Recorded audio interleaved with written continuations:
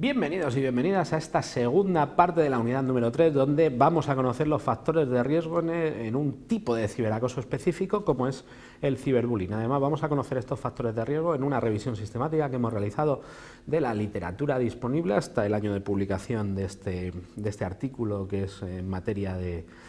que es obligatorio en esta unidad, que es factores de riesgo en el ciberacoso, revisión sistemática a partir del modelo del triple riesgo delictivo, TRD, y el autor es un tal Abel González, no sé quién será. En este caso se publicó en el año 2016, ¿de acuerdo? O sea que todos los datos que tenemos vienen referidos al 2016, pero también revisiones posteriores que hemos podido realizar, pues también he de indicaros que lo que vamos a ver aquí se sigue manteniendo, ¿de acuerdo? Y sí nos puede servir pues de base para conocer cuáles son precisamente los factores de riesgo en cuanto al ciberbullying, que es ahora veremos qué es lo que es, y también veremos algunas cuestiones. Bien, lo que vamos a tratar a continuación pues es una pequeña introducción para aterrizar en el problema del maltrato y acoso entre escolares, del acoso y del ciberacoso. Después nos vamos a ir a conocer pues las diferentes definiciones de estos términos y el modelo del triple riesgo delictivo, y por último pues veremos cómo lo hemos aplicado y cuáles son los factores que tenemos en cuanto a factores personales de riesgo, carencia de apoyo prosocial y factores de oportunidad. Por último pues una breve recapitulación y conclusiones relacionadas con estos factores. Bien, el maltrato y acoso entre escolares pues constituye uno de los problemas más graves del entorno escolar, debido sobre todo a que las personas que han sufrido este tipo de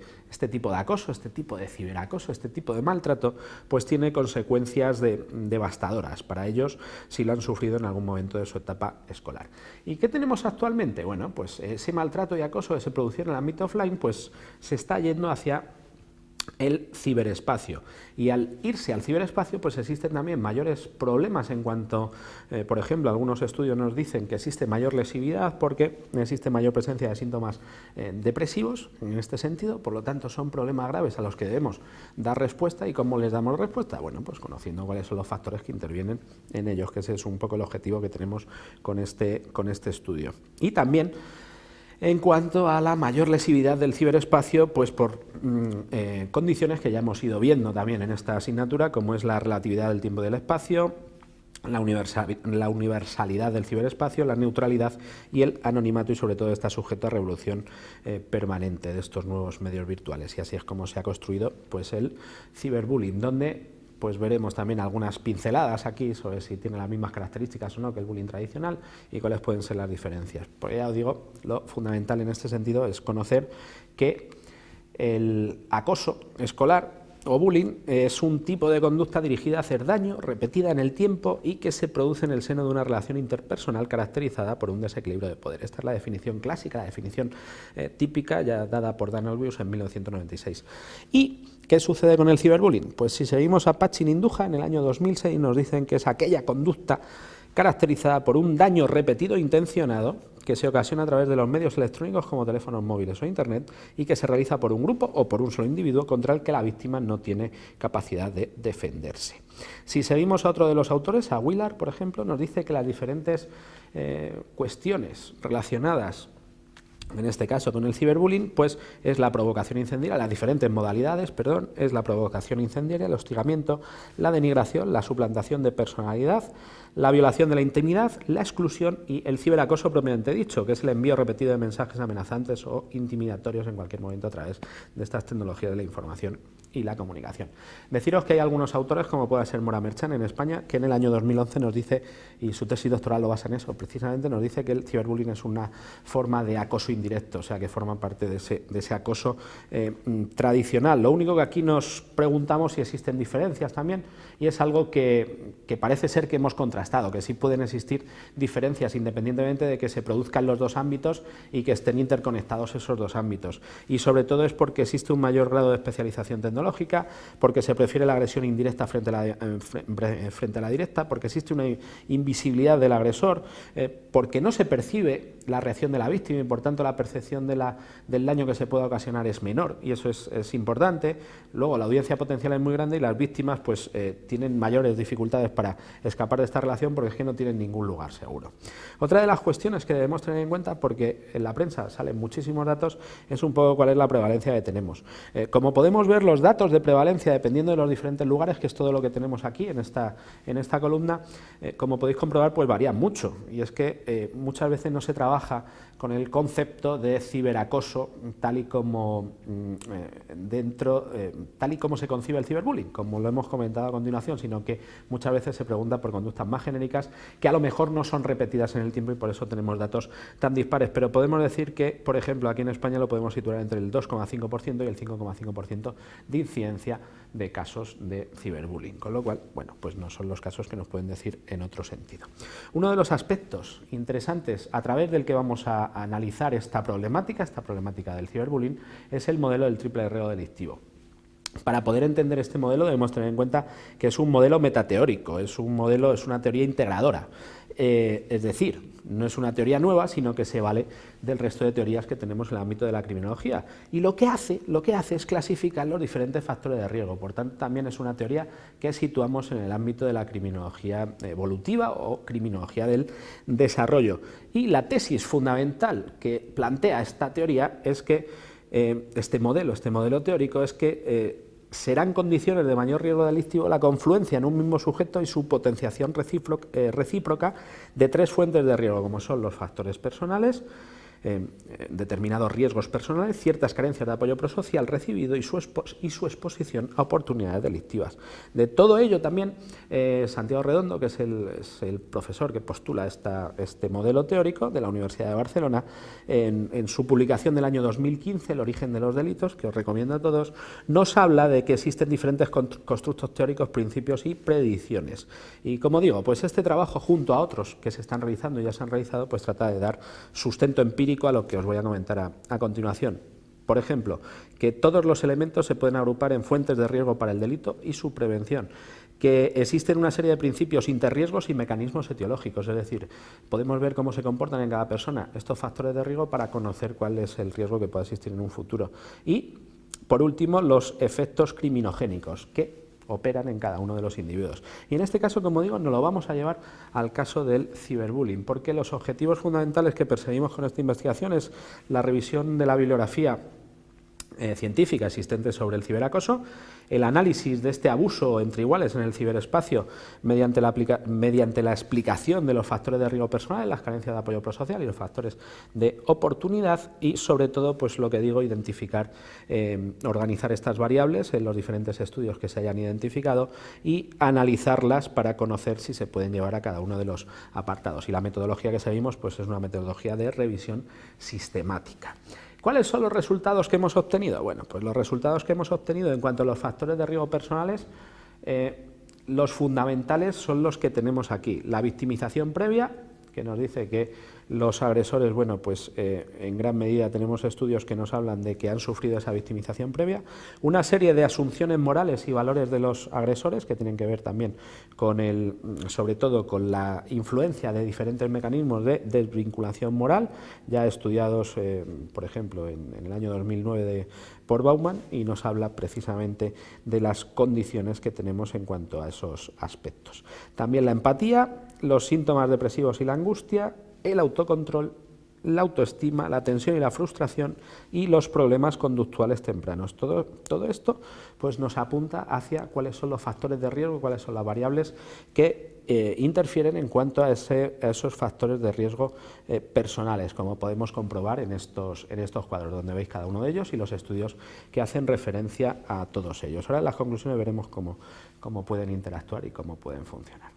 En cuanto al segundo gran bloque, las carencias de apoyo prosocial, pues sobre todo se han dividido en cuanto a carencias de apoyo del grupo de iguales, aprobación o rechazo. No suele existir apoyo por parte del grupo de iguales, como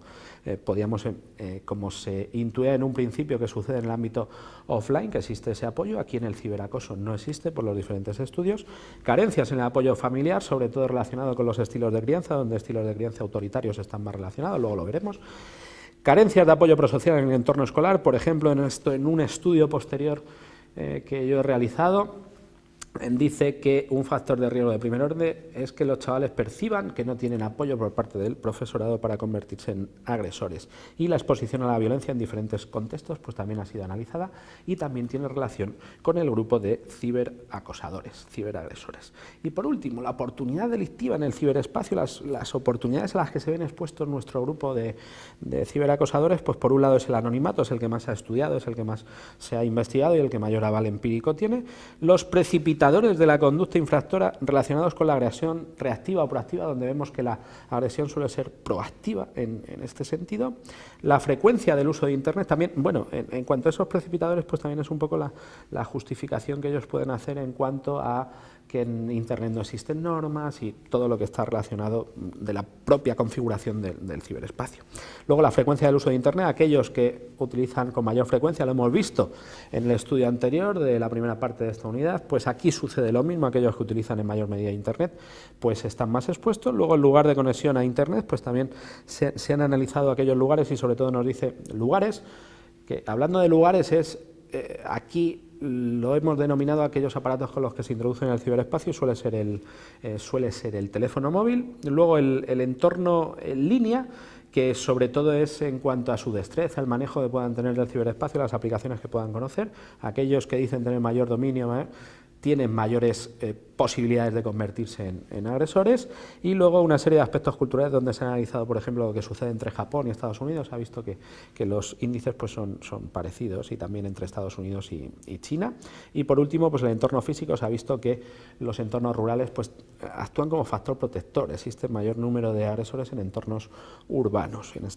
este sentido, y como veis aquí pues tenemos la relación de todos ellos en cuanto a las cuestiones relacionadas con este anonimato.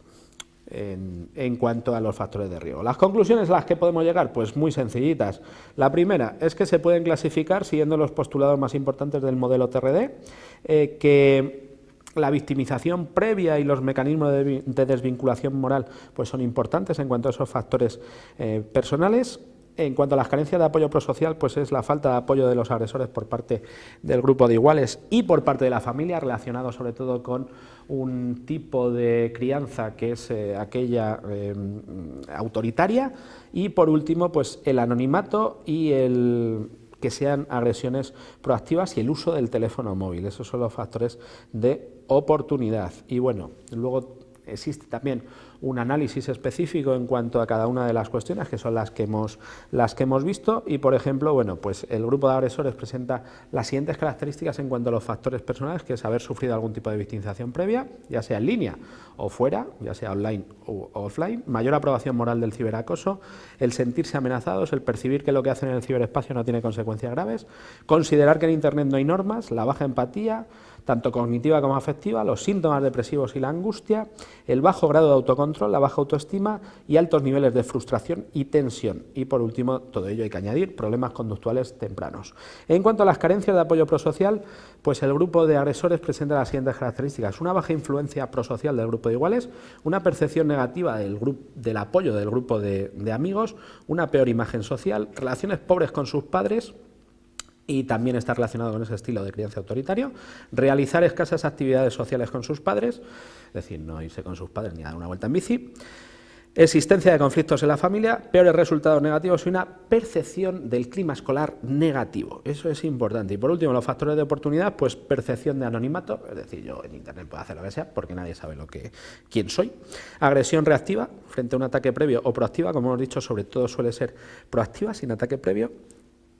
que eso va en función del tipo de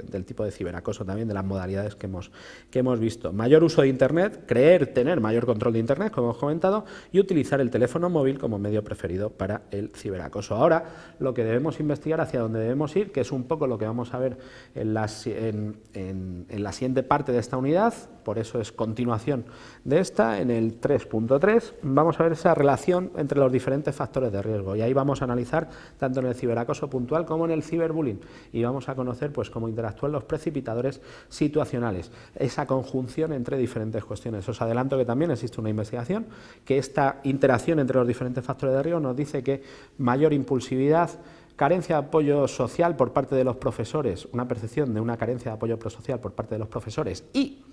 estos precipitadores situacionales son los que nos explican hasta un 30% de la conducta de ciberbullying. Y bueno, todo esto nos abre la puerta pues, para en un futuro estudiar diferentes cuestiones relacionadas entre la relación del acoso tradicional y el ciberacoso. Y por mi parte nada más. Esto es todo lo que os quería comentar en esta segunda parte. Os emplazo también para la tercera, en la que vamos a ver esas diferencias entre el ciberacoso y el ciberbullying.